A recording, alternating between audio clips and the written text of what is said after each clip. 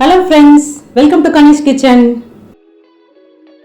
நாம இன்னைக்கு வெள்ளை கொண்டக்கடலையை வச்சு ரொம்பவே ஹெல்த்தியான சாலட் எப்படி நம்ம செய்யலான்னு பார்க்கலாம்.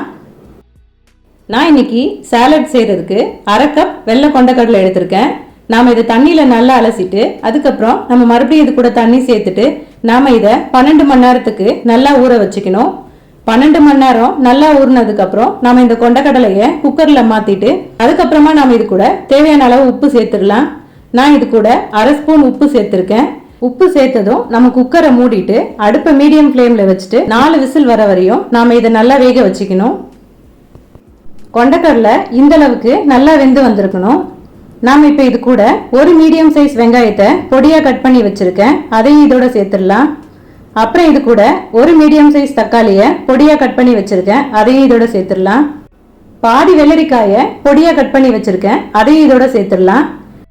பாதி எலுமிச்சம்பழத்தை பிழிஞ்சு ஜூஸ் எடுத்து வச்சிருக்கேன், அதையும் இதோட சேர்த்துடலாம். அப்புறம் இது கூட 2 டேபிள் ஸ்பூன் கெட்டியான தயிர், 1/2 டீஸ்பூன் மிளகுத்தூள், அப்புறம் கடைசியா பொடியா கட் பண்ணி வச்சிருக்க கொத்தமல்லி இலையை சேர்த்து நல்லா கலந்து விட்டுறணும். நான் ஏற்கனவே கொண்டக்கடலை வேக வைக்கும் போது உப்பு சேர்த்திருக்கேன், அந்த உப்பே நம்ம சாலட்டுக்கு கரெக்டா இருக்கும். நல்லா கலந்தாச்சு. இப்ப நம்மளோட டேஸ்டியான சாலட் ரெடி ஆயிடுச்சு. நீங்களும் இந்த ரெசிபியை ட்ரை பண்ணி பாருங்க. ட்ரை பண்ணிட்டு எப்படி இருந்துன்னு கமெண்ட் பண்ணுங்க.